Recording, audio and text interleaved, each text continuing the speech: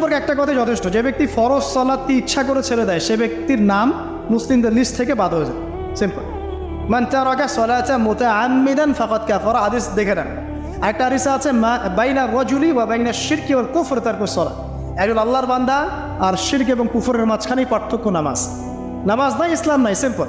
রাসুল আমর কুল্লু, সালাত হচ্ছে সমস্ত কাজের মানে শিরোধার্য, মানে শিরোমণি। সালাত নাই, ইসলাম নাই।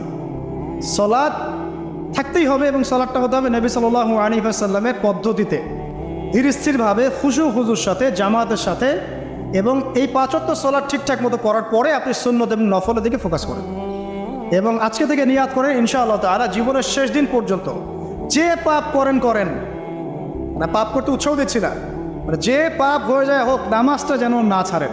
পারা যাবেন ইনশাআল্লাহ?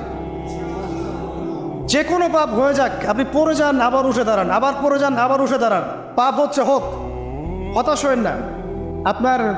আপনি হয়তো নেশা ছাড়তে পারছেন না, এফেয়ার ছাড়তে পারছেন না, সুদ ছাড়তে পারছেন না, নামাজে ধরে থাকেন, নামাজ লেগে থাকেন, নামাজটাকে শক্ত করে ধরে থাকেন, ইনশাআল্লাহ দেখবেন নামাজ আপনার সমস্ত পাপ থেকে আপনাকে বাইরে নিয়ে আসবে ইনশাআল্লাহ। নামাজ এই ক্ষমতা আছে, অতএব নামাজটা ছাড়েন। আল্লাহ পাক তৌফিক এনায়েত করুন। 4 নম্বরে বলেছেন যে